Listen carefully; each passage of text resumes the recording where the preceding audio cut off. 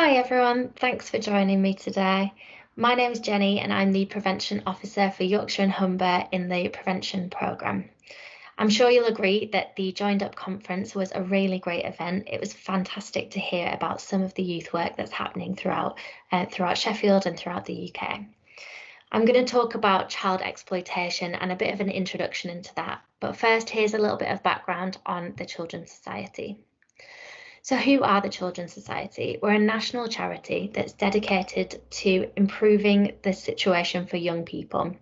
We have 71 frontline services that have expertise in child exploitation, supporting young people who are in care, supporting young people who've been impacted by substance or alcohol misuse, supporting young people who are refugee or migrant children, and supporting young people who might have been impacted by mental health.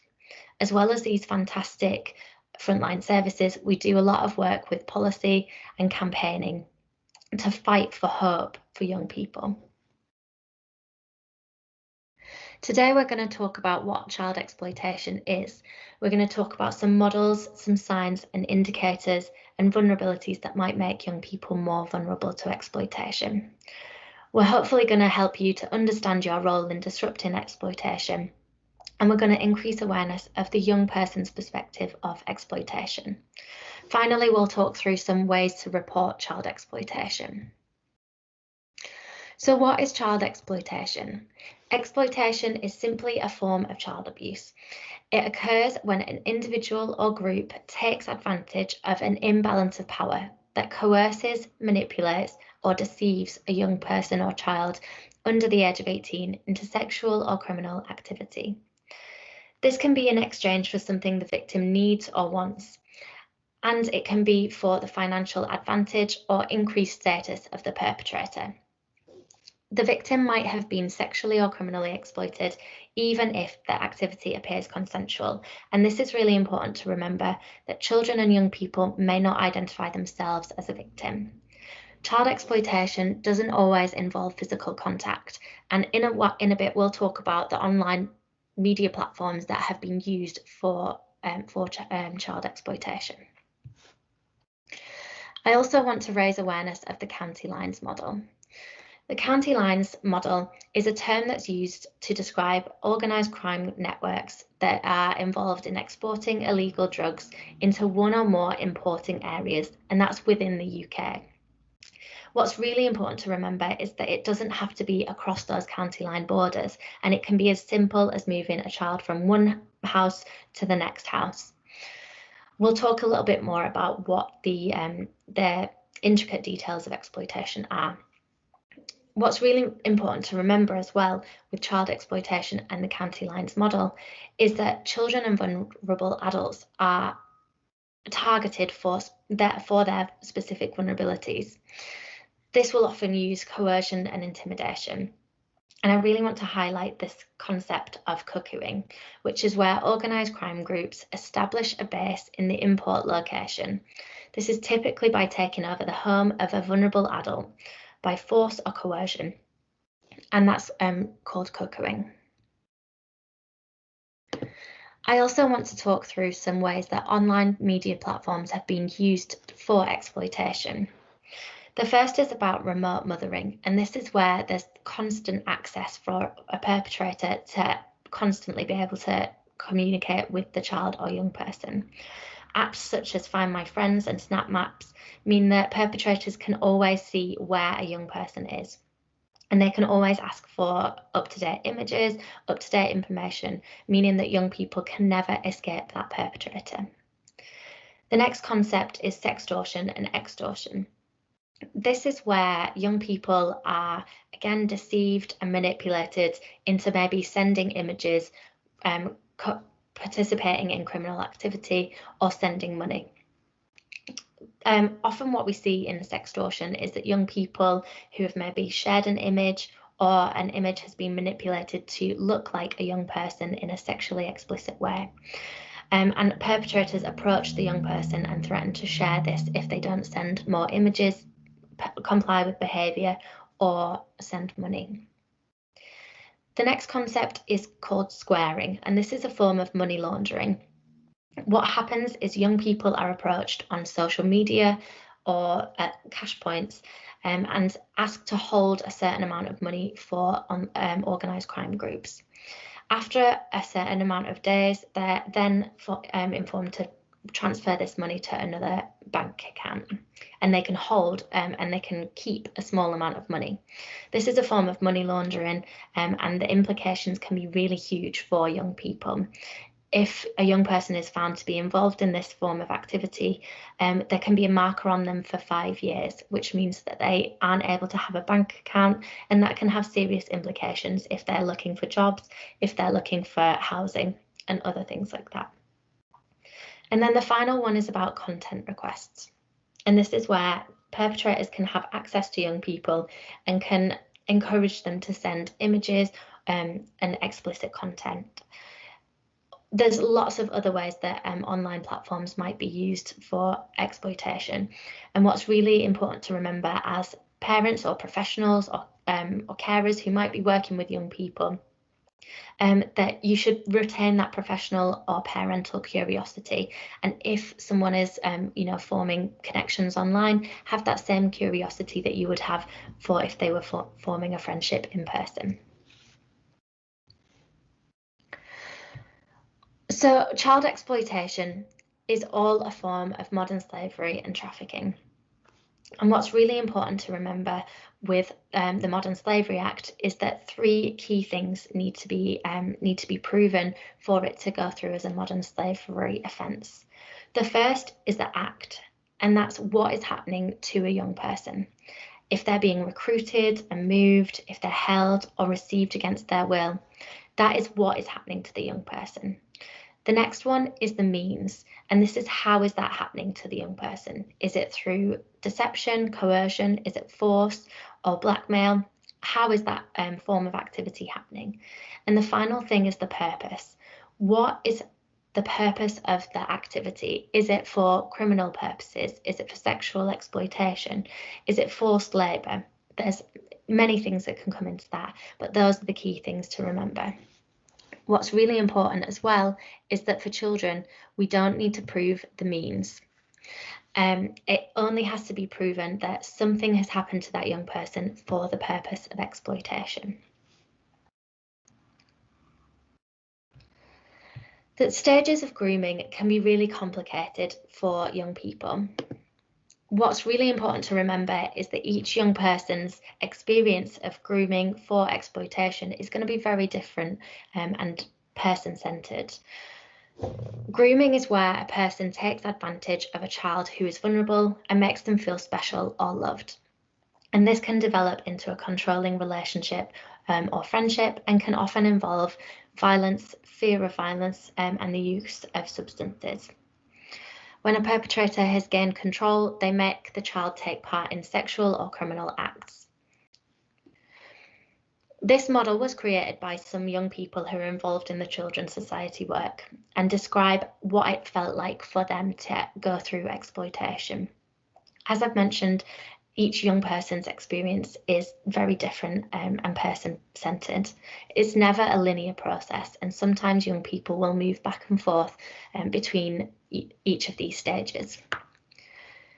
Each young person can have that different experience, and some might experience all of these things that we're talking about, and some might not experience many of them.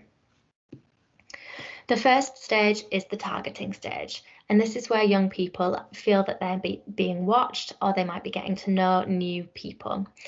Crime groups will take care to find out about a young person, especially find out about their weaknesses, and use that against them. This may be where a relationship is forming, and young people will appreciate and feel benefits in this stage. The next stage is the experience stage. This is where the criminal or crime group is trying to build on that initial relationship. They're trying to get a young person used to the benefits that come with being involved with the organised crime group or the relationship with the perpetrator. This could involve things like giving gifts, showing how life could be if they were involved with the crime group or the perpetrator. And this is again building on that trust and furthering the relationship. The next stage is the hooked stage, and this is where a young person feels that they're fully committed to the lifestyle or the abuser. In criminal exploitation, this might be that they feel that the young person is getting more responsibility and moving up in the organised crime group. In sexual exploitation, it might be that the perpetrator is declaring the relationship as exclusive, or they feel that they're in a more loving relationship.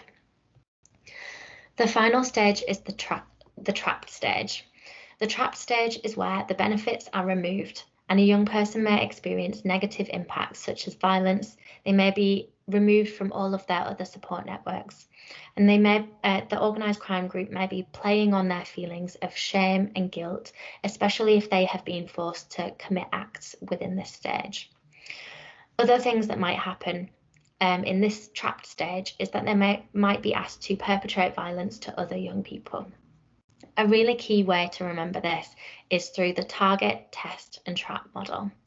Young people are being targeted, they're being tested on how loyal they would be to the organised crime group or perpetrator, and then they're trapped and there's no way for them to escape. And there's a really easy way to remember all of this, and this is coming from the perception of a young person. And this is when someone you trusted makes you commit crimes for their benefit.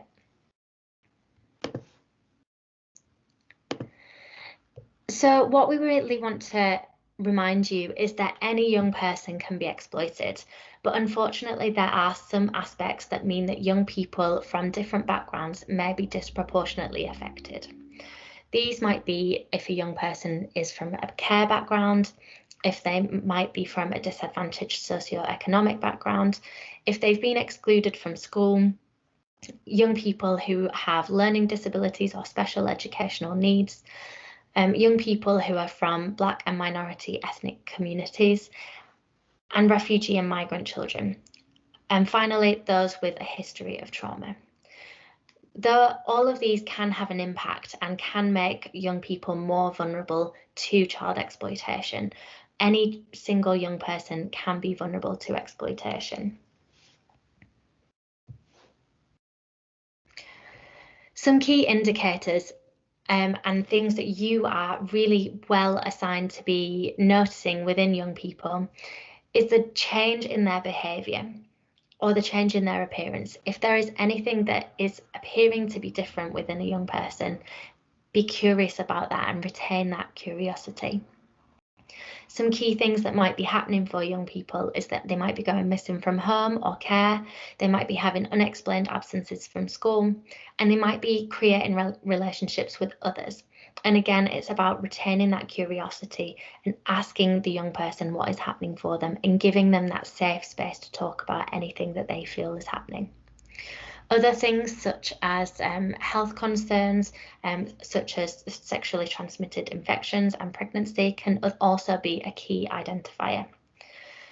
Finally, things such as new items that can cause suspicion, such as if they've got a lot of money, if they've got new phones, new trainers, new jewellery, things like that, that you're not sure where they came from. Again, retain that professional curiosity. And the final thing is about that lack of interest in their normal life.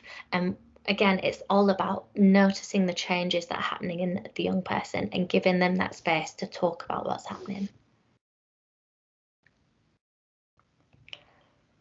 To understand how we can support young people through sharing what's happening, we'll talk about barriers to disclosure. So there are some key elements that might impact on when a young person feels that they're able to speak about what's happening to them. So the first barrier is that sense of fear of actual threats and actual violence, but also the fear of what can happen with, people of authority, such as police or local authority or their family and close friends. The second one is about payment, and they might be earning money, and that may encourage them to continue to be involved in child exploitation. But it also can mean that they're scared that they might have a debt that they have to pay off. The third thing is about that mistrust of authority, and this might be real from previous encounters with authority figures, but it can also come from being coached from perpetrators. Again, that sense of trauma and how we all are affected by trauma can really impact a young person and feeling that they're able to speak about what's happened to them. Trauma can impact things even like our memory, and so it might be affecting a young person's ability to recall exactly what has happened, and that may play into those feelings of guilt and shame and not understanding what has actually happened to be able to speak about it. And finally, there's the systemic and cultural factors, things like racism, gender, bias, cultural norms, things like that can all play into whether a young person feels that they will be believed, that they will be supported, and that they will have access to support. I just want to ask you to quickly think about this and think about your initial thoughts of both of these pictures. The first one is the little boy in the striped jumper. What are some things that you can clearly see that's happening for this young person? Some things that might be coming to your mind are things like he might be quite fearful, he seems upset, he might have been abused, he might be needing help. And now think about the other picture with the teenage boy and his friends, and what comes to mind when you think about him. Some things that have been mentioned before are that it seems quite scary, that they seem quite aggressive, that they're looking for trouble or a bad lad. What's really happening for both of these children is anything that we don't know what's happening, and we need to give young people that chance to talk about what's happening to them. But both young people could have experienced trauma, they could have experienced abuse or exploitation, and both need support to be able to feel supported and to be able to move on from this situation that might be happening. It's really important to remember that there is no perfect victim, and that any young person can be a victim. With the younger boy, it's really easy to see him as a victim, but with the group of boys, it's harder for us to perceive that. And this comes down to our unconscious biases. And these are stereotypes about certain groups that fall outside of our conscious awareness. Everyone holds unconscious beliefs, and this can be about different social groups or different identities. And it's not about saying that we don't have any unconscious biases, but it's about understanding them for ourselves and understanding how we can always make sure that we're giving young people that we work with a fair and equal way of working.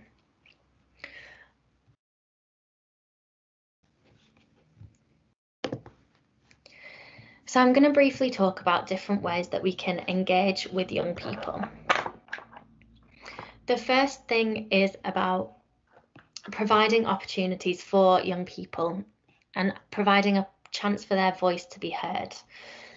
This can be as simple as, asking what their goals are and what their interests are, and making them feel that they've got that bond before you ask them to complete any work.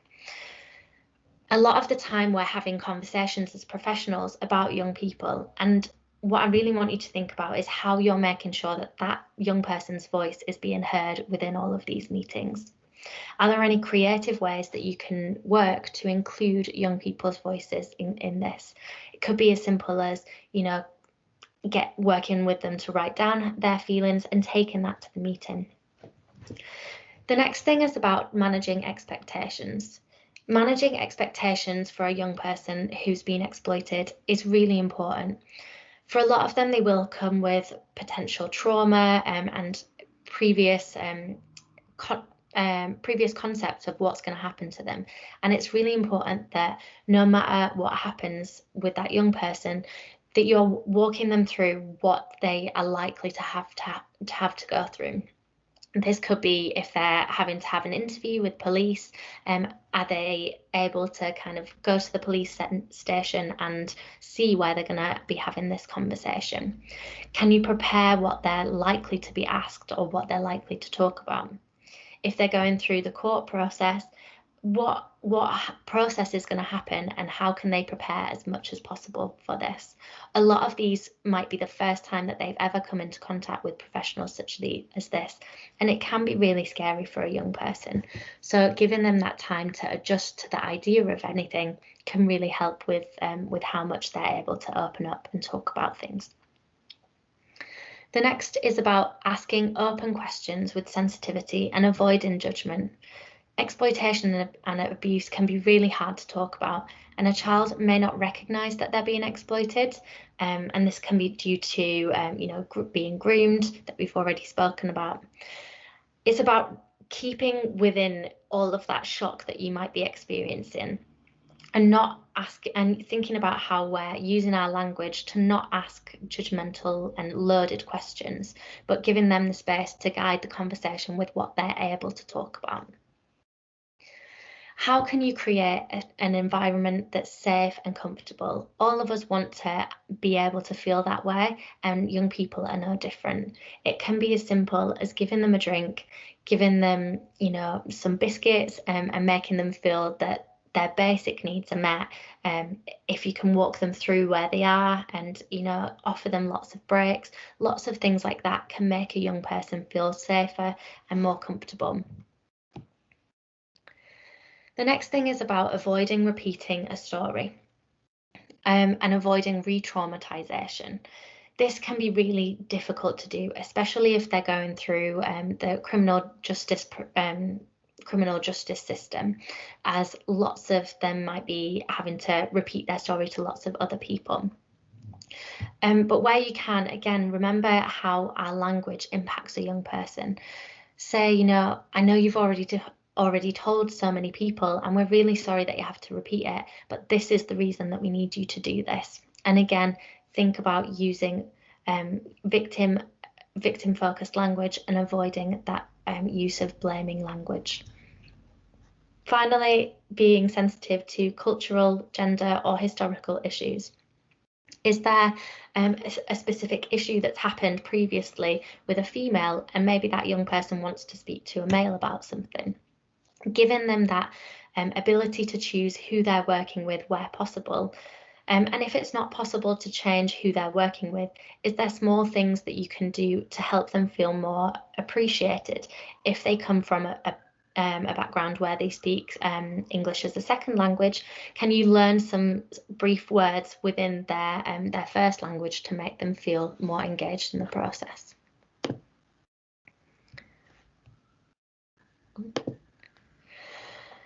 So what to do if you've got a concern that a child is being exploited?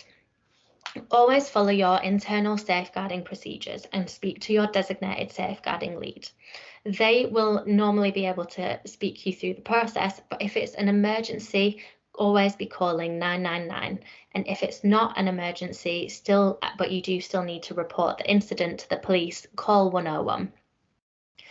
On here, I've added in the link for South Yorkshire's intelligence portal. And if you're from an organisation and you have regular contact with young people, you should be signing up to the intelligence portals within your area to have a way to feed in all of that intelligence that comes through from young people. You can also report things to the multi-agency safeguarding hub, and this is something that, again, you can find online if you just Google multi-agency safeguarding hub reporting mechanisms. These two ways are really important for sharing information that might be impacting young people, but also for referring young people for additional support. So previously on the last page, I talked about intelligence that you might be having as someone who works closely with young people. What is intelligence then? There's lots of different forms of intelligence, but what's important to remember is that it's information that can be applied and put into practice to help build that picture of what is happening for a young person. Things like trends that your young people are facing, areas that they might have been attending as a part of their exploitation, other young people who might be involved in exploitation, or how young people are being recruited or initially approached for exploitation. There's lots of other things that can help the police, and it's really important to recognise what those are. I've put in here a link for our intelligence toolkit, and that goes into more depth on what intelligence is and how you can filter that back into police and investigations that are happening for young people. And I want you to finally remember to look beyond the obvious. Young people may not they may not understand that they're being exploited. And you need to remember to look beyond that bravado that they might be sharing, to see them for what they are, a young person who might need support. Remember that young people need to feel safe to be able to speak about what's happening to them. And remember that young people who are responding aggressively may be responding to trauma that is happening for them. I want to thank you for coming along to this talk and watching it back. And please do go onto our website to find out more about child exploitation. We've got some links here to our police and prevention toolkits that can be accessed to support your work with directly with young people who might have experienced exploitation. On the toolkits, there's also a language toolkit that talks about how we can adapt our language as professionals to be able to be victim focused. And there's also that intelligence toolkit that talks about what is intelligence. Thank you so much, and I hope you have a lovely day.